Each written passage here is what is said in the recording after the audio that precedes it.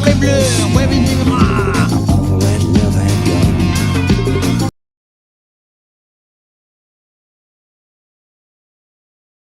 what am I, a toxic person? You're a great brother. I mean, we can go at it pretty good, but you always seem to reach out when it counts. Tony and Janice talk about suicide. Tony's just learned of Gloria's suicide, so his head's all messed up thinking about it. And he asks Janice if she knows anyone who's died by suicide. Anybody, close? Murray Furlong. One day, piff. He sucked down the end of a deer rifle. I wouldn't use a firearm like this on a deer. It's unsportsmanlike. But then she also explains to him, you never really know why. Do you feel responsible? Well, yeah, I did. You know, partly, we all did. But you never really know why.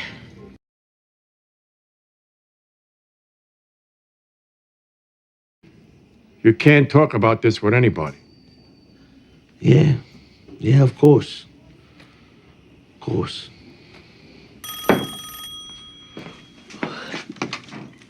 Hello?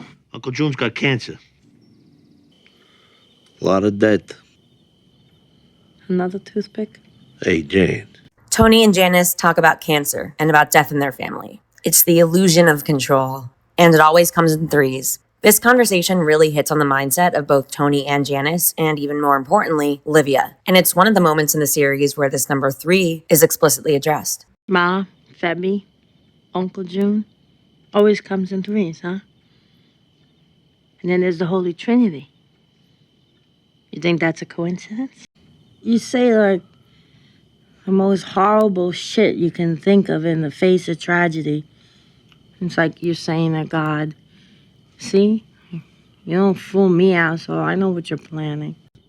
Remember how Ma, she hated compliments? Giving them or taking them? Because then maybe, at any minute, boom.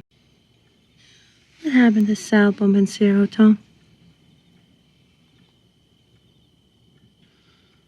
With his protection.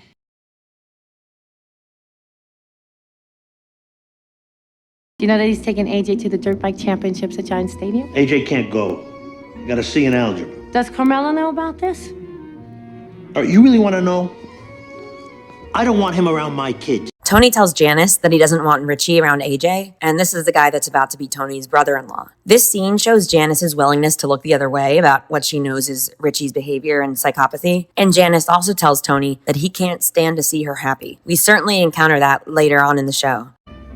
You're my sister, and I try to do what's right. Right, include planking that little Russian girl of yours on the side? You know what? Be in denial. Be a codependent to a fucking shitbag. Oh, you just can't stand to see me happy, can you? And Janice even passes on the news to Richie, and this further escalates things to the point where Richie really wants to take Tony out now. Don't want you around his kids.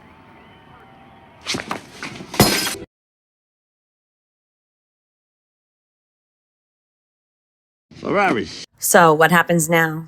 Janice says she put all of Mom's warped shit behind me. Not that I get any thanks for it. Some things change, but some things will always remain the same. And even Tony and Janice can't fully predict the other's moves. Anyway, thank you for being here. So what happens now? Nika is my daughter. She's very much into her older sister. Sophia's out of her mind if she thinks she's getting out of this house. Is that a joke? Because that one even got by me. I had therapy. I'm a good mother. I put Ma and all her warped shit behind me. Oh, good. Not that I get any thanks for it.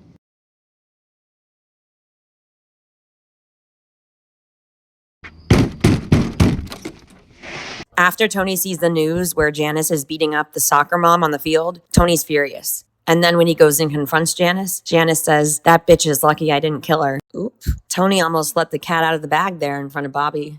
No, you're not.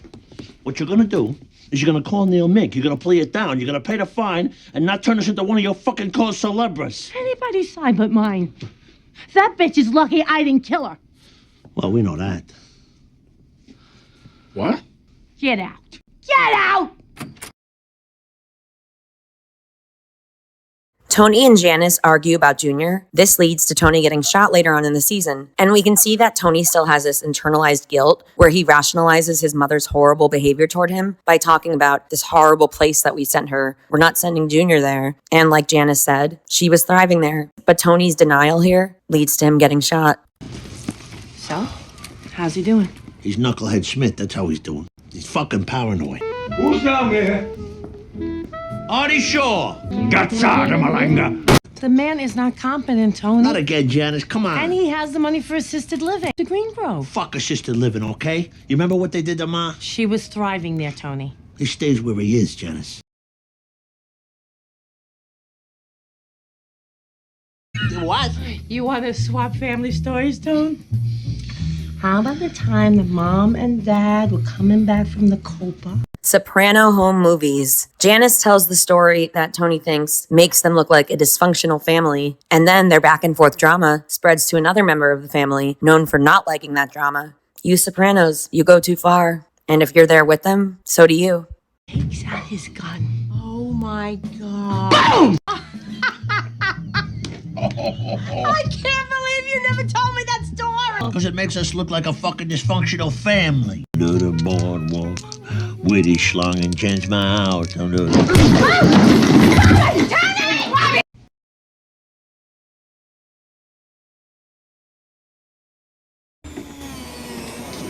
There's nothing holding us together but DNA. This scene here really ties it all together in terms of how Janice and Tony feel toward one another, not just now, but from childhood. And I think having Nika there almost hints at that a little bit. Janice thinks Tony goes out of his way to make things harder for her, and Tony thinks that no matter how hard he tries to help, she still complains. It's like they've come to an impasse.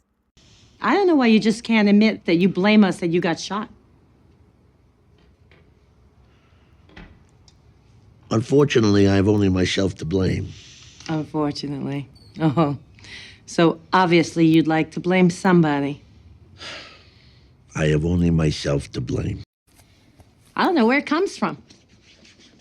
All your anger, your hate for me. I'm your sister.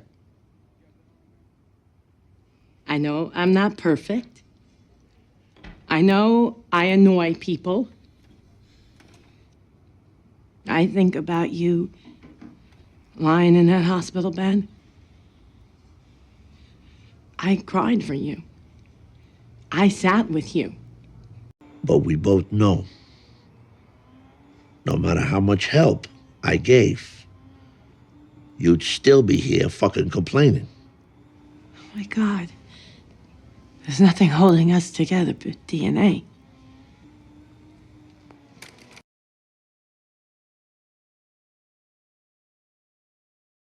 How the prices have dropped so low that you can buy one for $500 at Costco. That's more powerful than the one that they used to put the astronauts on the moon. I recently spoke about this in another video, but this sacre bleu, where is me mama moment really goes to show just how much Tony resents others for being able to make change, or at least for being on the way to making change. Wonder where Hoppo's eating his Sunday dinner. What? Just wondering what Hoppo's up to. Who's Harpo? That's Hal, Janice's son. You have a son? You didn't tell us that. I wonder what's French Canadian for. I grew up without a mother.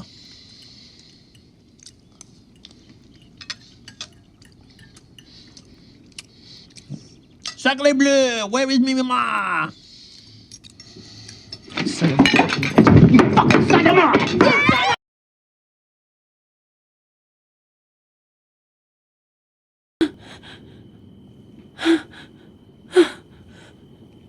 Janice. Don't hit me. That was an accident. For this #1 Tony-Janice moment, I sort of cheated a little bit and have a couple of 3 scenes, but they're all from the same episode and deal with the same topic. Janice whacking Richie Aprile and Tony helping to clean it up. It actually worked out in Tony's case because he knew that he needed to get rid of Richie, and Janice ended up taking care of it for him. Even though Janice had originally been egging Richie on to do something about Tony, it's an excellent example of The Sopranos as a whole and the absurd yet powerful storylines that we encounter throughout the series. It brings everything together that I think makes The Sopranos such a phenomenal show. The drama and the comedy all blended together. What you doing?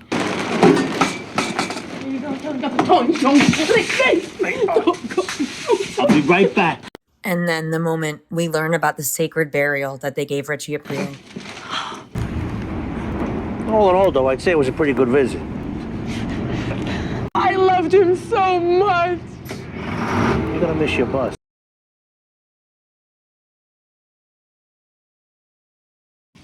And there's the time that Tony pays Janice $3,000 for her to tell him about Ralph's sexual tendencies.